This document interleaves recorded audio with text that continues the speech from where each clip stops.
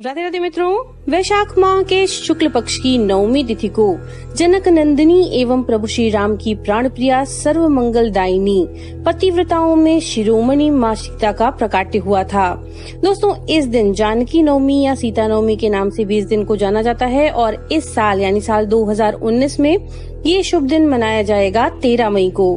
धर्मशास्त्रों के अनुसार इस पावन पर्व पर जो भी भगवान श्री राम के साथ माँ जानकी का व्रत पूजन करता है उसे पृथ्वी दान का फल एवं समस्त तीर्थ भ्रमण का फल स्वतः प्राप्त हो जाता है।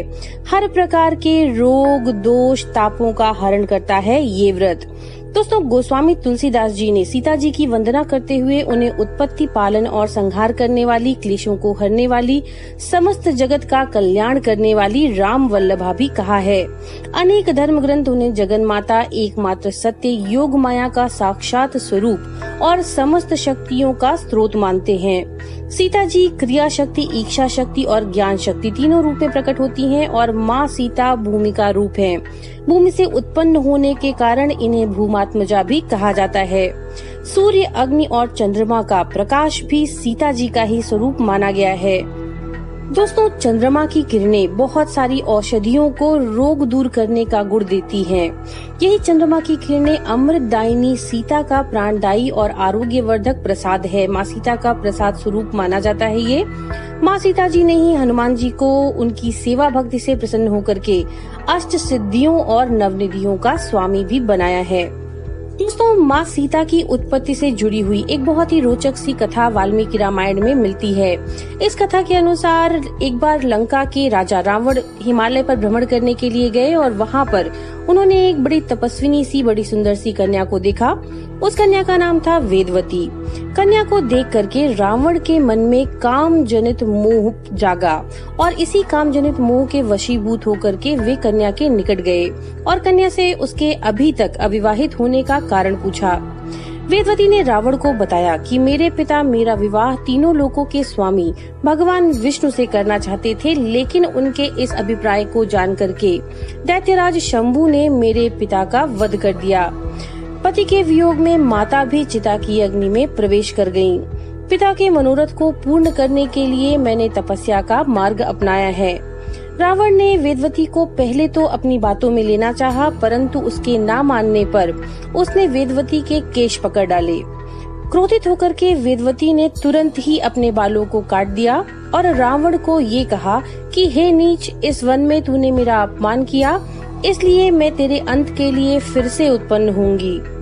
यही वेदवती पहले सतयुग में प्रकट हुई, फिर त्रेता युग में आने पर उस रावण का वध करने के लिए मिथिलावर्ती राजा जनक के कुल में सीता माता के रूप में अवतरित हुई। तो दोस्तों, वैशाख माह के शुक्ल पक्ष की नवमी के दिन पुष्य नक्षत्र में जब महाराजा जनक संतान प्राप्ति की कामना से यज्ञ की भूमि तैयार करने के लिए हल से भूमि को जोत रहे थे, उसी समय पृथ्वी से एक बालिका का प्रकाट्य हुआ। जोती हुई भूमि को और हल की नोक को भी सीता कहा जाता है, इसीलिए बालिका का नाम सीता रखा गया। दोस्तों, सीता नवमी के दिन या जानकी नवमी के दिन व्रत करके महिलाएं 16 प्रकार के महान दान किए जाने का फल प्राप्त करती हैं। दोस्तों, इस दिन का जो लोग व्रत रखते हैं, इस दिन अनाज का सेवन नहीं करते, उस दिन पृथ्वी गोदान, स्वर्ण दान, कन्यादान और सभी तीर्थों पर स्नान करने तथा उनके दर्शन करने के बराबर फल की प्राप्ति इस एक व्रत से हो जाती है। सौभाग्यशाली महिलाएं अपने पति की लंबी आयु के लिए और उनकी मंगल कामना के लिए ये व्रत करती हैं। कुछ लोग पुत्र प्राप्ति की कामना से भी ये व्रत करते हैं। इस दिन जितना दान कर सके उतना अच्छा होता है और कई जगह पर करवा चौथ के व्रत की तरह सुहाग की सामग्रियों को दक्षिणा के साथ दान में दिया जाता है। जो लोग किसी कारण से व्रत को नहीं कर सकते हैं, उन्हें भी इस दिन जानकी स्तोत्र, श्री रामचरित मानस और श्री सुंदरकांड का पाठ जरूर करना चाहिए। बहुत ही पुण्यदायी होते हैं ये पाठ। तो चलिए अब देखते हैं सीता नवमी या जानकी नवमी की कथा। सीता नवमी की पौराणिक कथा के अनुसार मारवाड़ क्षेत्र में एक वेदवादी श्रेष्ठ धर्माधुरीण ब्राह्मण निवास करते थे। उनका नाम था देवदत्त। उन ब्राह्मण की एक बड़ी सुंदर रूप गर्विता पत्नी थी जिसका नाम था शोभना।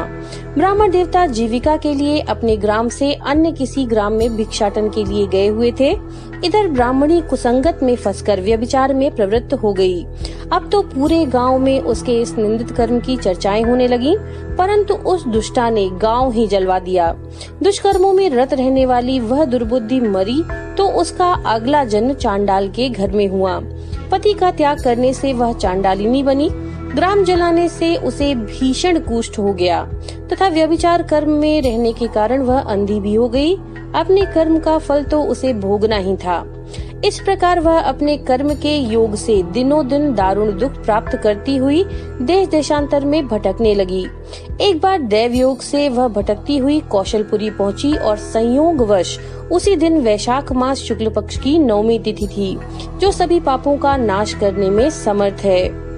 सीता नवमी के पावन उत्सव पर भूख प्यास से व्याकुल वह दुखियारी इस प्रकार प्रार्थना करने लगी, हे सज्जनों, मुझ पर कृपा करके कुछ भोजन सामग्री मुझे प्रदान करो, मैं भूख से मर रही हूँ।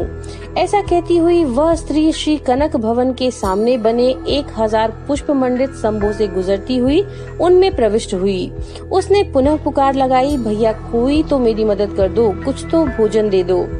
इतने में ही एक भक्त ने उससे कहा, देवी, आज तो सीता नवमी है, भोजन में अन्न देने वाले को पाप लगता है, इसलिए आज तो अन्न नहीं मिलेगा। कल पारण करने के समय आना, ठाकुर जी का प्रसाद भरपेट मिलेगा। लेकिन वो नहीं मानी। अधिक कहने पर भक्त ने उसे तुलसी एवं जल प्रदान किया। वह पापिनी भूख से मर गई, किंतु इसी बहाने अनजाने में ही उससे सीता नवमी का व्रत पूरा हो गया। अब तो परम कृपालिनी ने उसे समस्त पापों से मुक्त कर दिया। इस व्रत के प्रभाव से वह पापिनी निर्मल होकर के स्वर्ग में आनंद पूर्वक अनंत वर्षों तक रही। तत्पश्चात वह काम रूप देश के महाराजा जयसिंह की महारानी कामकला के नाम से विख्यात हुई। उसने अपने राज्य में अनेक देवालय बनाए, जिनमें जानकी रघुनाथ की प्रतिष्ठा करवाई।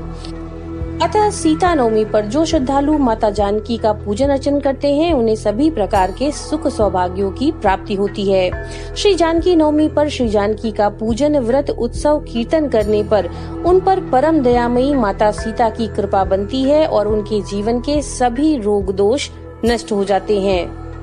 हम आशा करते हैं ये जानकारी आपके लिए उपयोगी होगी। नमो नारायण।